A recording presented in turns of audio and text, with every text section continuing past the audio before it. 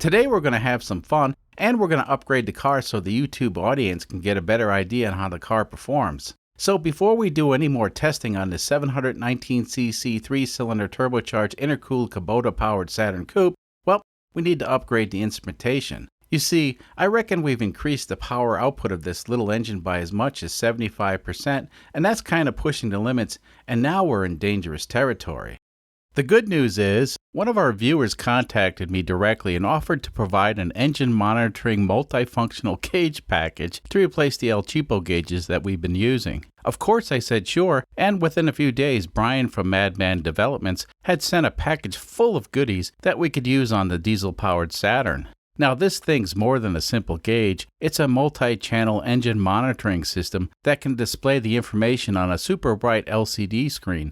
So on the back side of the box we can start to get an idea what this thing can do, but that's just the tip of the iceberg. Now this South African-based company has been providing engine monitoring systems to enthusiasts and commercial enterprises worldwide for many years now, but only recently established a presence in the United States. I did a quick check on the internet, and indeed this EMS3 engine monitoring system is highly coveted by the off-road vehicle community. Because, well, with this system you can keep your eye on the road or trail, and the EMS3 will keep an eye on the engine, and it'll warn you of any pending disasters. I'll put a link in the description if you want to do your own research. Anyway, today we're going to use the EMS3 to display and monitor the engine temperature, the boost pressure, and the exhaust gas temperatures, as well as the alternator output. Eventually, we'll also connect the tachometer and the oil pressure sending unit. Now, if the Saturn was equipped with an electric cooling fan, we could use this thing to switch on the fan when the engine temp starts rising, because it also has 2 output channels.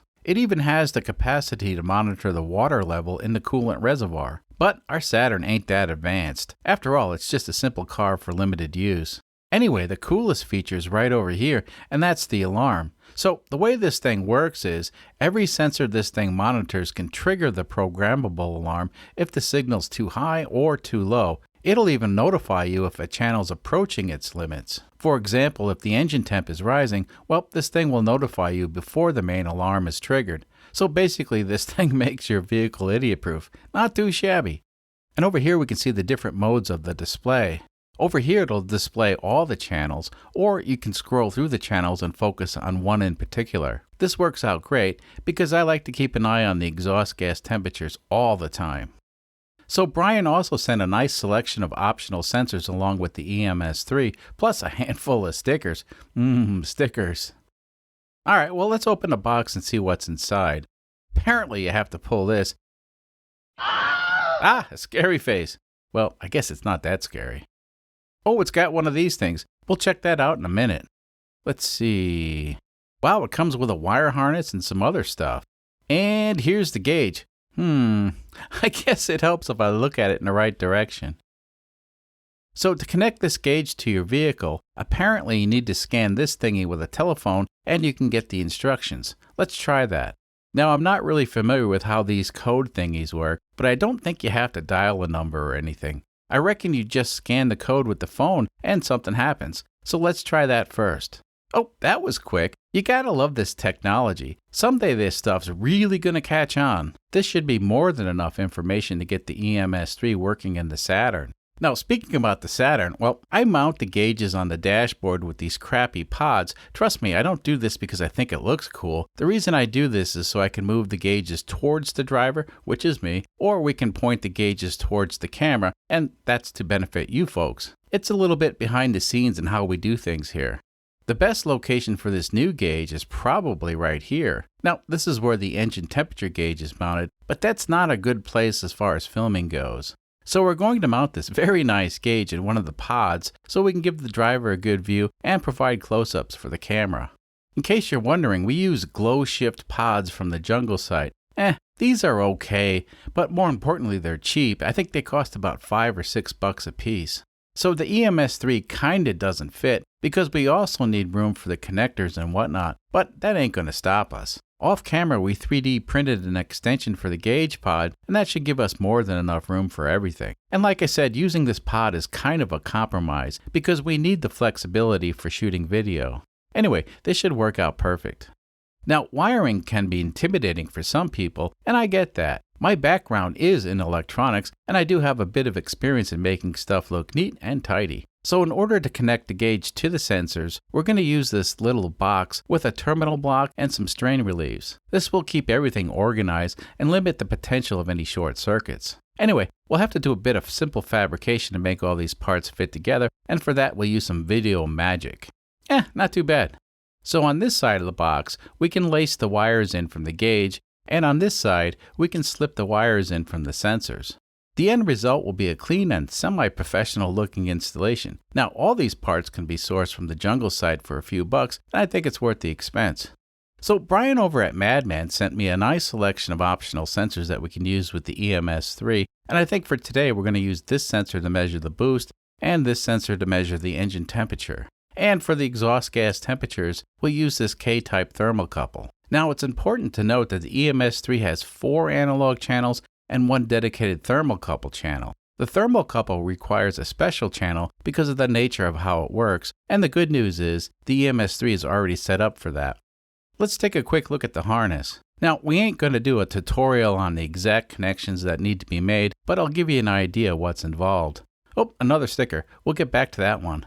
Anyway, let's take a look at this thing. Alright, well, if you haven't guessed already, this is the alarm thingy, and we'll get back to that in a minute. And this, of course, is the connector that plugs into the back of the gauge, and, well, that makes things fairly simple.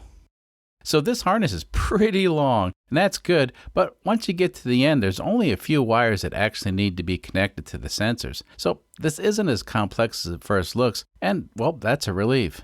Let's take another look at that alarm. Well, once again, this keeps getting simpler. The alarm thingy just plugs into the harness, so not much to do there. Let's fast forward a bit, and the system's wired up and ready to install in the diesel Saturn. As you can see, one of the stickers found its way onto the cover of the junction box. It looks like it actually should be there. Alright, let's take a quick look inside the box, and I'll show you what I did. Over on this side, we wired 2 of the 4 sensors to the terminal block, and over on the other side of the terminal block, we connected the wires that are going to the gauge. Now, all the unused wires are tucked inside this box as well, so we can connect them in the future as we expand the system. Anyway, this is the way I like to do stuff. It takes a bit of extra effort, but in the end it makes things much simpler.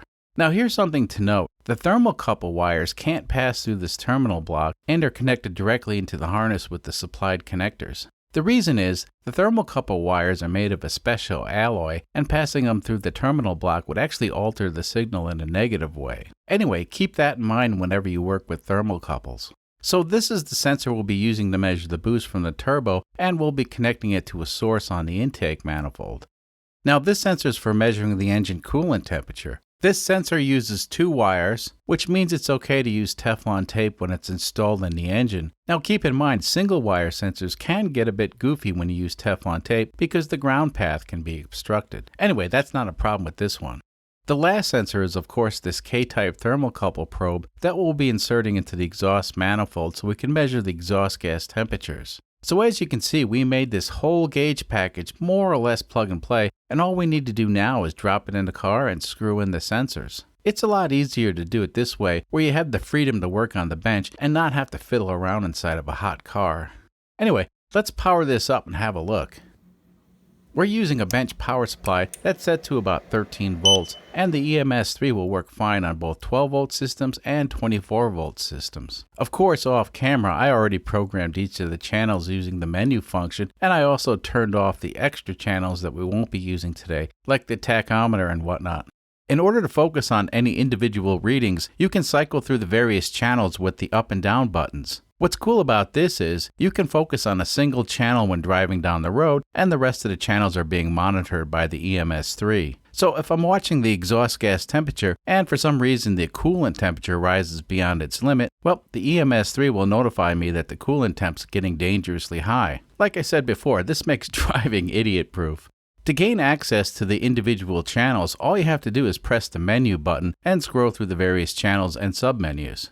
Anyway, let's take a closer look at channel 4, and that's the channel I've already set up to measure the boost pressure. So on this channel, we set it up for pressure, and the sensor we're using is a variable voltage type. Now, Sender is the manufacturer of the sensor, and in this case it's Sendo. Now, as long as you use the optional sensors that MADMAN offers, then all of the settings and calibration factors are actually stored in the EMS3, and all you have to do is select what sensor you have, and of course the model, and you're good to go. If for some reason you wanted to use a sensor that's not on the list, well, there's an option for that, and it's called User Sensor. And at that point, you would need to do a multi-point calibration, so this gauge is actually very flexible and allows custom settings. Anyway, as you can see, the model that we selected is the MPS2, and that lines up with the product part number of the sensor that we're using. So that works out great because the EMS3 already knows the calibration factors, and at this point it's plug and play.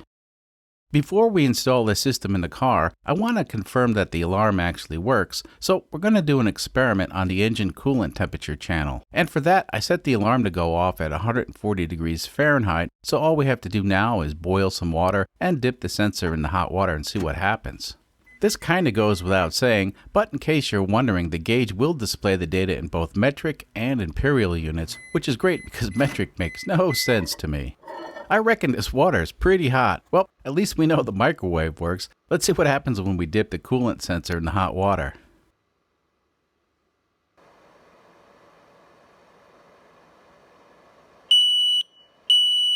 And yep, the alarm goes off. Of course, 140 degrees Fahrenheit really isn't that hot at all, but it's just a test to see how the alarm works. Let's check that out again on the big gauge. Yep, that's annoying, but that's exactly what we want. Okay, well let's drop this gauge and harness into the car and see what it can do. Fast forward a bit and the EMS3 is installed in the car. We ended up mounting the junction box to the intercooler bracket. Probably not the greatest place, but it's convenient to get to. I guess I should mention this, but before we assembled the harness, we actually measured everything so we could get the wire lengths for the sensors pretty close, so everything would fit well. Like I mentioned previously, we're going to connect a tachometer signal to the gauge, but for now I feel we have enough connected so we can get an idea how the system works. Let's take a look inside the car. Well, so far so good. Now, off camera we 3D printed a mount for the alarm, and that's so it wouldn't be flopping around on the dashboard. Anyway, the sunlight's pretty bright today, and the gauge is clearly visible and not washed out like the previous gauges. Eventually, when we do connect a tachometer, we're also going to keep this one, and that way we can have two tachs. Trust me, it'll all make sense in about a minute or so. Now I'm going to take the car out for a quick spin, just to verify everything is functioning. For you folks, well, I reckon you can't see the gauge very well, but I can. Anyway, don't worry, we anticipated that, and we have a solution. So far, the system's working perfectly. My two main concerns are, of course, the exhaust gas temperature and the boost pressure. I think the old boost gauge was a bit flaky, and now we're getting some steady boost readings from this new gauge. Let's head back to the shop so we can change the cameras around and get you folks a better view. So this is how we plan on filming the gauges in all the future episodes. It'll make more sense in a few moments. Anyway, this cover will help get a cleaner shot of the gauge because even though the gauge is clearly visible to me, the camera still has a tough time recording.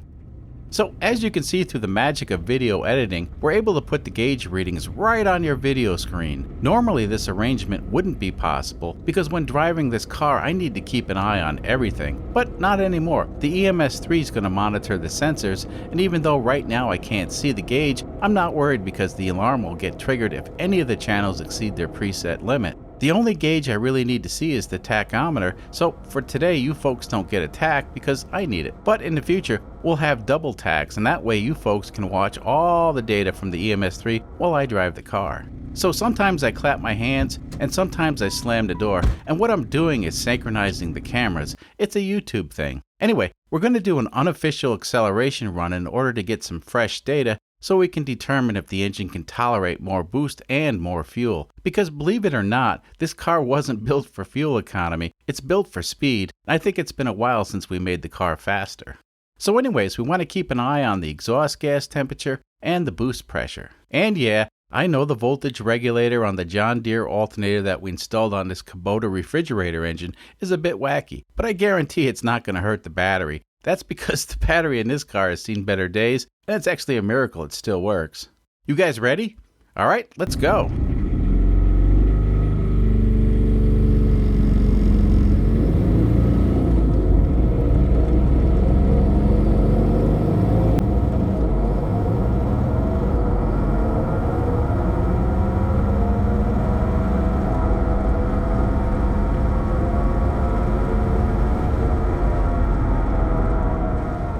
Ah, this is exactly the data I needed. While in 4th gear at full throttle, the turbo's generating 12 pounds of boost and the exhaust gas temperatures are actually stable. We kinda had a feeling this was the case, but now we know for sure.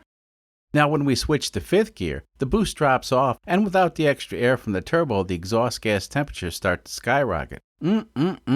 Hey, let's have some fun and try something different. So my brother Duke got one of these El Cheapo leaf blowers to keep the shop floor clean, and that's because he's lazy, but really, who isn't? Anyway, I was intrigued by this tool of laziness and had a better look.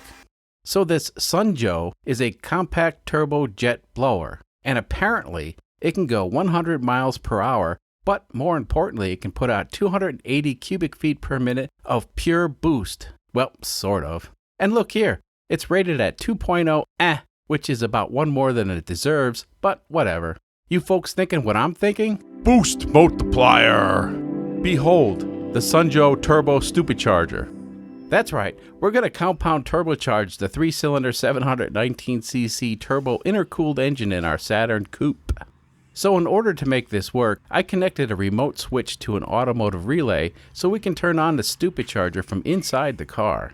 Check this out. Yeah, baby, that's 2.0 you're hearing. Not too shabby. Now keep in mind, this car has a 719cc engine, and it's not a 6.7 liter diesel you would find in a Ford pickup. So who knows? It may work, it may not, but I know you want to see this, and I'm just the guy to make it happen. Give me a second or two, and I'll be back with the world's 8th wonder. Stupidcharged! Yeah, that's right. No arguing there.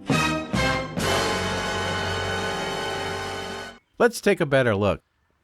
Now, this ain't my best work, but it'll be fine. It's not exactly a straight shot, and we had to use a couple of elbows and some duct tape, but overall it's pretty solid. So in order to disguise this massive power adder, we concealed the wiring with red duct tape, and that way we won't attract the attention of the police and other unsuspecting drivers. Anyway, there's plenty of wire, and the Stupidcharger triggers within reach of this professional driver. Thank you. The only problem is, it's getting late in the day, so tomorrow morning at sunrise, we'll ride. It's a new day in America's heartland, and the boys at Robot Cantina are hard at work again.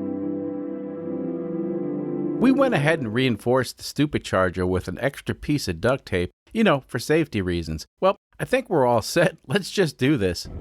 We do all our testing a few miles outside of town where the speed limit's just a bit higher, so it may take a minute to get there.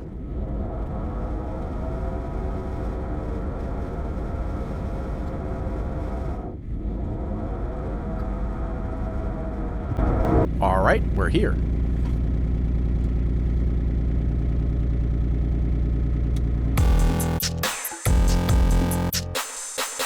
The Stupidcharger's activated and producing 280 cubic feet per minute of 100 mile per hour wind. Now, I'm not sure what that means, but we're going to find out in a moment. So the time to beat is 24.37 seconds for the 0 to 55 and 28.51 seconds for the 0 to 60.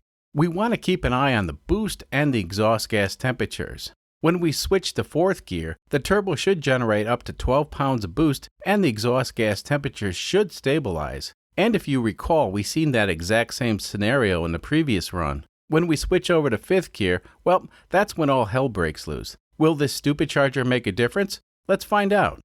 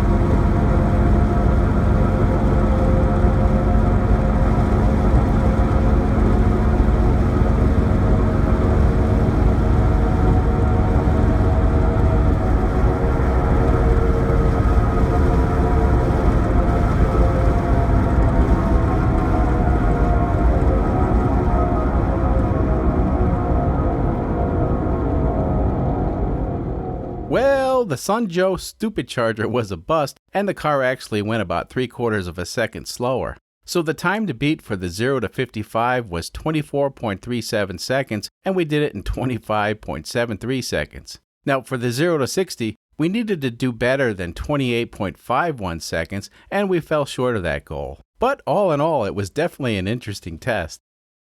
No doubt by now there's probably several comments about the noisy wheel bearing. Yep, we're aware of that, and we're monitoring the situation. Anyway, despite the bad wheel bearing, we accidentally got the car up to 71 miles per hour, which in the past would have been grounds to celebrate, but through our hard and diligent work over the past few months, we've been able to get the car to go much faster than 71, but we can't show that on YouTube. Anyway, in 5th gear, we maxed out at 10 psi of boost, which wasn't enough for the fuel load that we were running, and the exhaust gas temperature started to go up. We have the pre-alarm set to go off at 1050 degrees, and the maximum temperature alarm is set to go off at 1150 degrees, and that'll keep us in the safe zone during testing. I would like to thank Brian over at MADMAN for allowing us to play with the EMS3. This thing really is a game changer for both the driver and the folks who tune in every week to watch this 3-cylinder diesel-powered Saturn go faster. But unfortunately today the Sunjoe turbocharger just wasn't up to the task, and all that means is, next time around we'll have to add more boost and more fuel. As usual, I had fun, and I hope you did as well. Until next time.